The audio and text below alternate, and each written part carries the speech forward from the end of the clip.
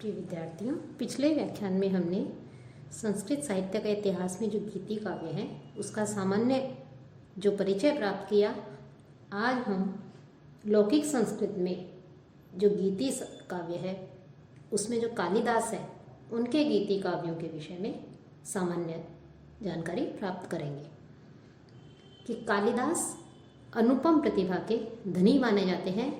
वे न केवल एक श्रेष्ठ महाकाव्यकार थे अपितु श्रेष्ठ नाटककार और गीति काव्य के रचयिता भी माने जाते हैं। लौकिक संस्कृत में गीति जो काव्य हैं या गीति साहित्य जो है उसमें सर्वप्रथम दो रचनाएं हमें मिलती हैं कालिदास की, ऋतुसंहार और मेघदूत। इन दोनों ही रचनाओं में के कारण कालिदास जो है वो गीति काव्य की रचना करने में निपुण माने जाते हैं। कालिदास का विश्वविख्यात जो काव्य है वो मेघदूत मिलता है। इसी प्रकार कालिदास का ऋतुसंहार भी गीति काव्य माना जाता है और संस्कृत में मेघदूत के अनुकरण पर एक लंबी काव्य परंपरा चल पड़ी और इसी प्रकार के सैकड़ों जो दूत काव्य कह सकते हैं, संदेश काव्य कह सकते हैं, उनकी रचना की गई है। इसी प्रकार नीति श्रृंगार वैराग्य को आधार बना करके नीति शतक, वैराग्य शतक, श्रृंगार शतक, अमरूक शतक, आर्य सप्तशती आदि इस प्रकार के हजारों काव्य जो है वो लिखे गए हैं। तो हम कालिदास के जो गीति काव्य हैं उनके विषय में बात कर रहे थे। तो जो कालिदास हैं उन्होंने महाकाव्य नाटकों के साथ जो गीति काव्य लिखे हैं उनमें दो गीति काव्य हैं, ऋतुसंहार और मेघदूत। कि कालिदास की जो दोनों कृतियां हैं ये गीति काव्य की प्राचीनतम उपलब्ध रचनाएं कही जा सकती हैं। ऋतुसंहार 6 सर्गों का लघु काव्य है। इसमें जिसके प्रत्येक सर्ग में एक ऋतु का वर्णन किया गया है और इसमें 144 पद्य हैं। ऋतुसंहार में ग्रीष्म, वर्षा, शरद, हेमंत, शिशिर एवं जो बसंत ऋतु हैं इन ऋतुओं का यथाक्रम वर्णन किया गया है कि एक के बाद दूसरी ऋतु के आगमन से जहाँ प्रकृति के बाह्य रूप में नवीनता या विचित्रता आ जाती है, वहीं जो युवक युवतियाँ होते हैं उनमें भी अनेक श्रृंगारिक चेष्टाओं का उदय होता है। ऋतुसंहार में प्रकृति के बाह्य सौंदर्य और मानवीय प्रणय का सुंदर संयोग जो है देखने को मिलता है। ऋतुसंहार का प्रारंभ ग्रीष्म की प्रचंडता के वर्णन से हुआ है और उसकी समाप्ति होती है बसंत ऋतु की मादकता में। इसके प्रत्येक सर्ग में 16 से 28 तक की श्लोक संख्या होती है। ऋतुसंहार की भाषा सरल एवं बोधगम्य है और इसकी शैली में प्रसाद गुण की छटा देखने को मिलती है। 6 जो ऋतुएं हैं उन 6 ऋतुओं के वर्णन में कवि ने केवल बाह्य रूप का ही चित्रण नहीं किया अपितु अपनी सूक्ष्म निरीक्षण शक्ति का प्रदर्शन करते हुए जो 6 ऋतुएं हैं उनमें प्रत्येक ऋतु की विशिष्टताओं का भी चित्रण जो है कवि ने यहाँ पर किया है। साथ ही जो कालिदास है वो प्रकृति के साथ स्वाभाविक प्रेममयी जो भाव है उन भावों का भी उन्होंने उसमें प्रदर्शन किया है। इस जो ऋतुसंहार की जो भाषा है वो भाषा शैली अत्यंत सरल और सरस है। संपूर्ण जो ये रचना है यह है इसमें प्रसाद गुण है और अनुप्रास में शब्द विन्यास देखने को मिलता है, पद्यों का प्रवाह है और इसकी जो भाषा है वो जटिलता रहित हमें दृष्टिगत होती है। जैसे ही बसंत ऋतु आती है, बसंत ऋतु के आगमन पर चारों तरफ का वातावरण किस प्रकार से दृष्टिगत हो जाता है, दृश्य देखने योग्य हो जाता है, कितना स्निग्ध और प्रिय प्रतीत होता है, सुहावना लगने लगता है। इन सब का ही बड़ा ही मनोरम जो चित्रण है वो कवि ने अपने ये जो ऋतुसंहार जो ग्रंथ है इसमें किया है। तो यह 6 सर्गों में निबद्ध ऋतु वर्णन पर आधारित लघु काव्य है।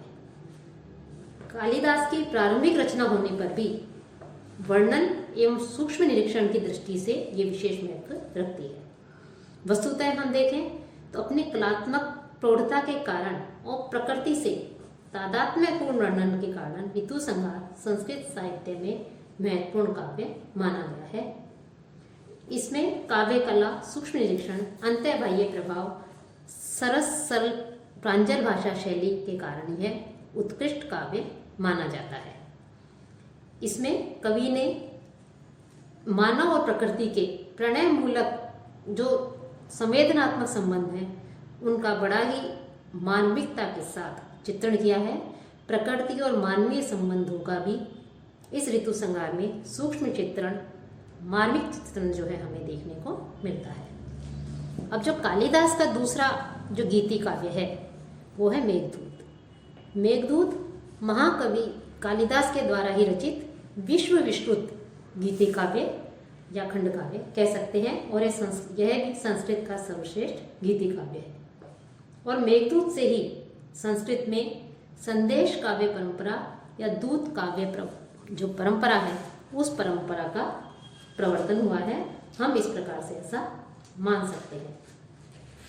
मेघदूत अपने कोटि के अन्यतम एवं सर्वश्रेष्ठ रचना है।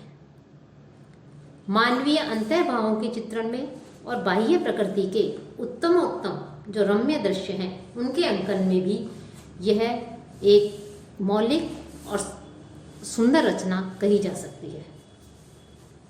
मेघदूत काल्पनिक किंतु उत्कृष्ट कलात्मक काव्य है। मेघदूत में प्रकृति और मानवीय अंतः संबंध जो हैं उनका अद्भुत एवं मार्मिक जो चित्रण है वो चित्रण प्रस्तुत किया गया है। यह प्रकृति की चेतना का काव्य है। इसमें न स्थूल जो प्रकृति है उस प्रकृति का चित्रण है, न ही यक्ष का विरह है, बल्कि हम ये कह सकते हैं कि इसमें मनुष्य की सहचरी के रूप में प्रकृति का जीवंत और मानवीय चित्रण इसमें प्रस्तुत किया गया है। यदि कालिदास ने केवल मेघदूत ही लिखा होता, उनके बारे में कहा जाता है, एक फ्रेंच विद्वान हुए हैं, उन्होंने तो यहाँ तक कह दिया कि यदि कालिदास ने अन्य काव्यों की, अन्य ग्रंथों की रचना नहीं की होती और केवल मेघदूत ही लिखा होता तो भी वो आज संसार के सर्वश्रेष्ठ कवि कहलाते। इसी के आधार पर हमें अनुभव कर सकते हैं, मान सकते हैं कि कालिदास जो है कितने उच्च कोटि के जो है कवि थे और उन्हें किस प्रकार से सुंदर इस मेघदूत की रचना की जो कि संस्कृत का सर्वश्रेष्ठ गीति काव्य बन गया है, सर्वश्रेष्ठ गीति काव्य माना जाता है। तो जो मेघदूत है वह मेघदूत दो भागों में विभक्त है, पूर्व मेघ और उत्तर मेघ। पूर्व मेघ में कुबेर के द्वारा कर्तव्य से विरत होने से 1 वर्ष के लिए निर्वासित यक्ष जो है वो रामगिरी पर्वत पर अपनी प्रियतमा के वियोग में दिन व्यतीत कर रहा है। और 8 मास बाद जब वर्षा आती है और आषाढ़ में मेघों को जब वो उमड़ते हुए देखता है तो वह कामातुर हो जाता है और अपनी प्रियतमा के पास प्रणय संदेश भेजने के लिए वो मेघ अर्थात जो बादल है उसको दूत बनाता हुआ उसके अलका तक जाने के मार्ग का वर्णन, जो अलकापुरी है वहाँ तक जाने के मार्ग का वर्णन करता है।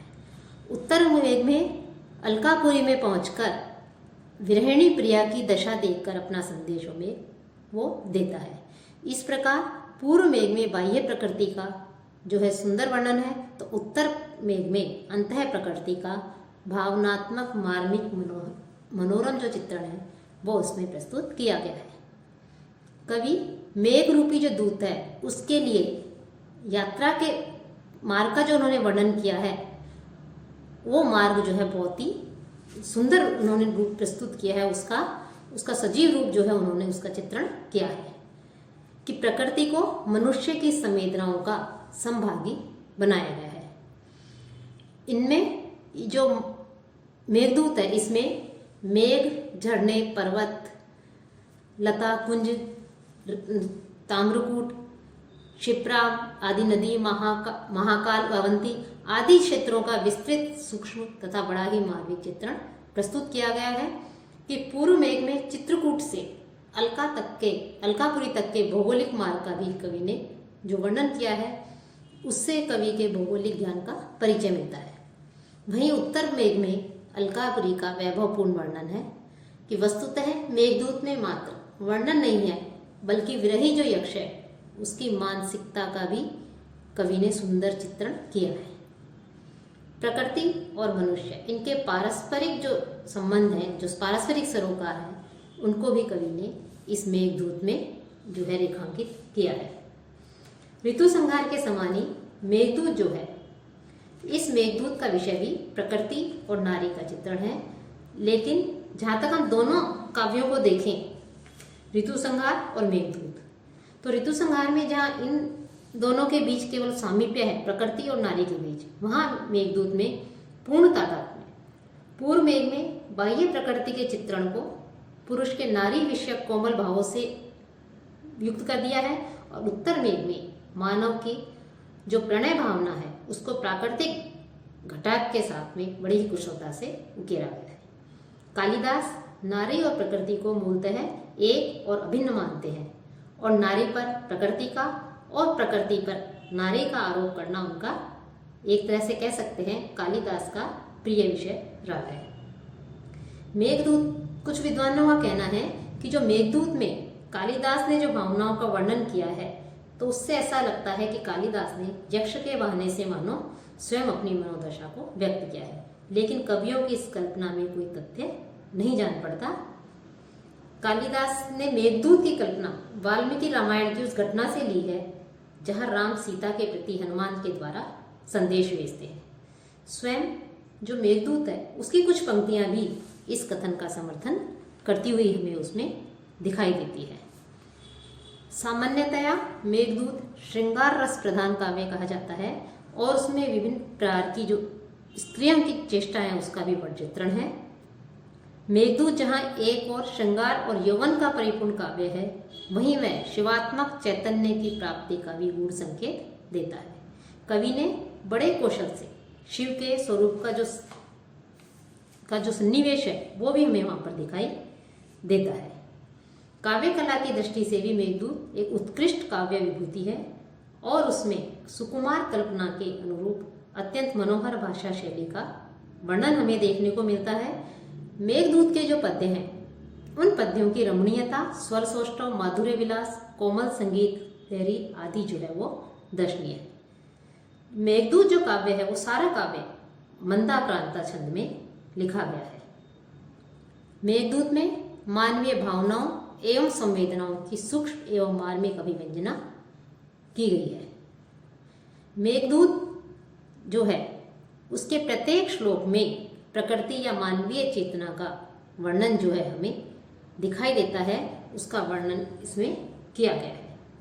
तो इस प्रकार से जो कालिदास हैं, उन कालिदास की जो महाकवि कालिदास हैं, उन्होंने जो महाकाव्यों की, नाटकों की आदि इनकी रचना की, उनकी रचना के साथ साथ उन्होंने जो गीति काव्यों की रचना की है, दो, ऋतु संहार और मेघदूत, इन दोनों काव्यों का भी संस्कृत साहित्य, जो गीति काव्य हैं, इनका संस्कृत साहित्य में कालिदास के नाटकों और महाकाव्यों के साथ साथ इन गीति काव्यों का भी महत्वपूर्ण स्थान माना जाता है। तो कालिदास के द्वारा रचित ये दोनों ही काव्य, गीति काव्य, ऋतु संहार, संस्कृत साहित्य के प्रसिद्ध जो कह सकते हैं काव्य हैं, गीति काव्य हैं, वो कहे जा सकते हैं। ये दोनों ही श्रेष्ठ काव्य हैं।